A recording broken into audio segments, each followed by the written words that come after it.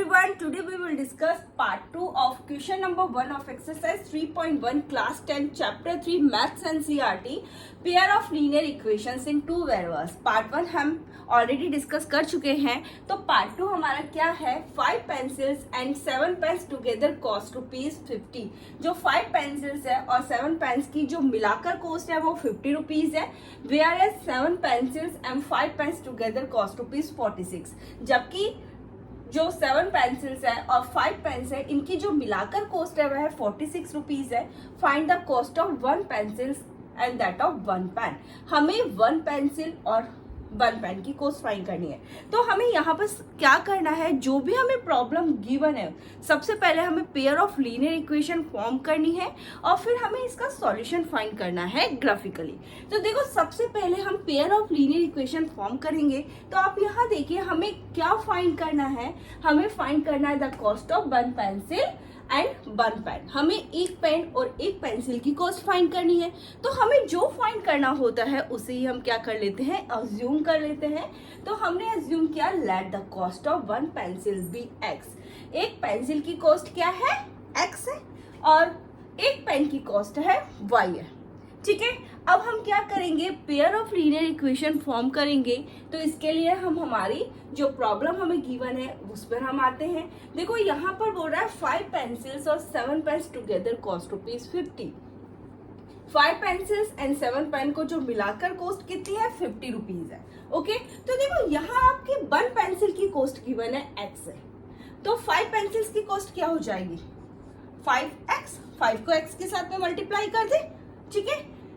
और 7 पेन्स की कॉस्ट कितनी हो जाएगी, 1 पेन की कॉस्ट कितनी है, y है, तो 7 पेन्स की कॉस्ट कितनी हो जाएगी, 7y। अब टुगेदर इनको मिलाकर कॉस्ट हमें गिवन है ₹50। तो हम दोनों इन दोनों को अगर प्लस कर दे तो किसके इक्वल है, 50 के इक्वल है। तो फर्स्ट इक्वेशन हमारी यहाँ पे फॉर्म हो गई। अब हम आते हैं आगे, ठीक है। 7 pencils and 5 pens together cost ₹46। अब यहाँ देखिए, 1 पेंसिल की कॉस्ट x है, तो 7 पेंसिल की कॉस्ट कितनी हो जाएगी, 7x, ठीक है। और 5 पेन्स की कॉस्ट कितनी हो जाएगी, 1 पेन की अगर y है तो 5 पेन्स की कितनी हो जाएगी, 5y। इन दोनों को मिलाकर भी हमें कॉस्ट गिवन है, वो कितनी है, ₹46। अब हमने पेयर ऑफ लीनियर इक्वेशन तो हमने फॉर्म कर ली है। अब हमें इसका सॉल्यूशन फाइंड करना है, ग्राफिकली फाइंड करना है।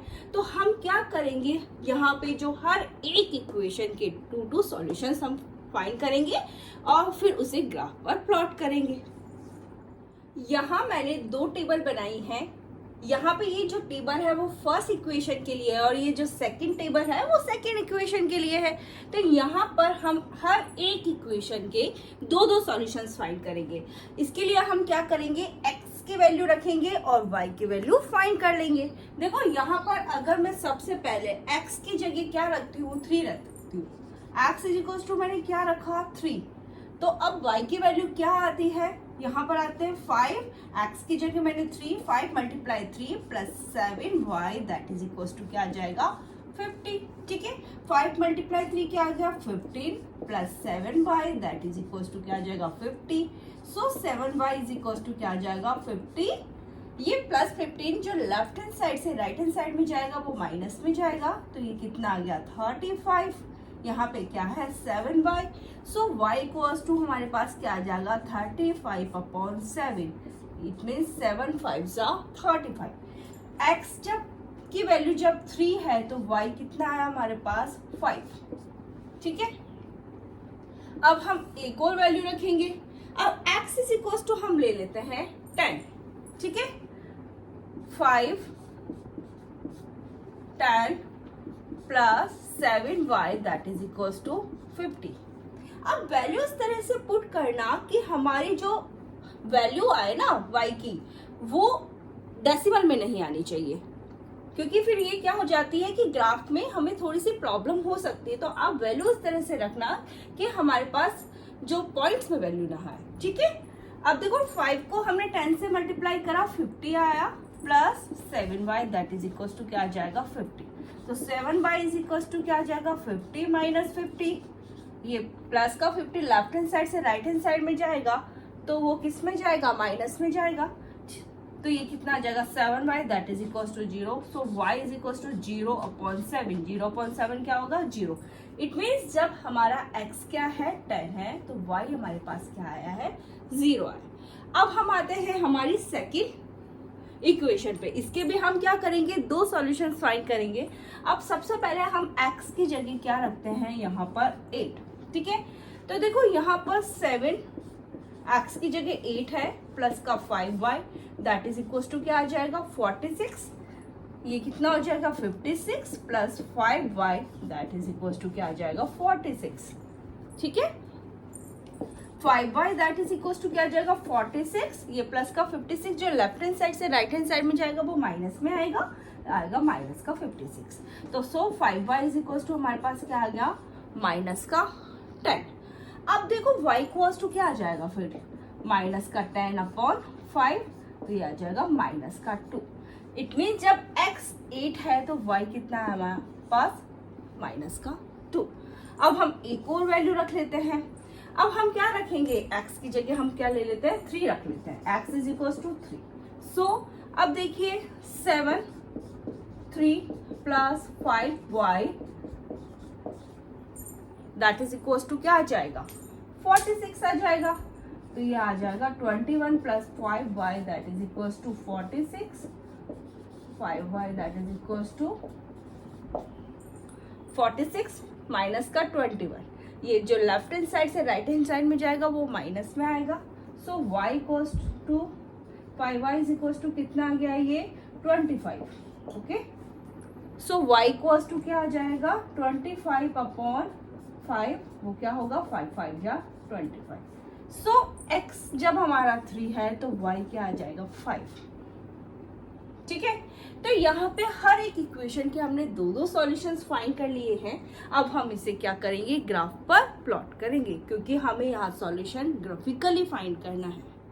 अब हम जो हर इक्वेशंस के दो सॉल्यूशंस हमने फाइंड करे हैं उन दोनों सॉल्यूशंस को अब हम कहाँ पे ग्राफ पर प्लॉट करेंगे। तो ये ग्राफ पे हमारे पास x एक्सिस है और ये कौन सा एक्सिस है, y एक्सिस है।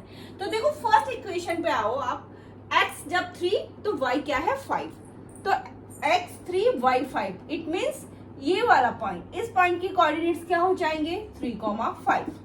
सेकंड पे x 10 y 0, तो कौन सा पॉइंट होगा, ये वाला पॉइंट होगा। इस पॉइंट की कोऑर्डिनेट्स क्या हो जाएंगे 10,0। अब हम सेकंड इक्वेशन पे आते हैं। तो x 8 है y - 2 है, x 8 y - 2। इट मीन्स इस पॉइंट की जो कोऑर्डिनेट्स हो जाएंगे वो 8, -2 हो जाएंगे। और नेक्स्ट है 3 5, तो ये वाला पॉइंट हमारे पास ऑलरेडी आ चुका है। अब हम क्या करेंगे, जो फर्स्ट इक्वेशंस के जो 2 पॉइंट आए हैं उन्हें हम एक स्ट्रेट लाइन से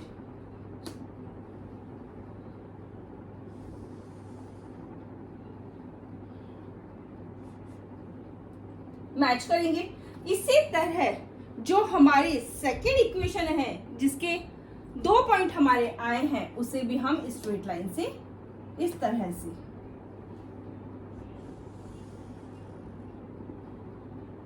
तो आप देख सकते हैं कि ये जो दोनों लाइन है वो इस पॉइंट पर एक दूसरे से इंटरसेक्ट करती है, ठीक है। तो इस पॉइंट के कोऑर्डिनेट्स क्या है हमारे 3,5। तो x क्या है यहाँ पे 3 और y क्या है 5 है।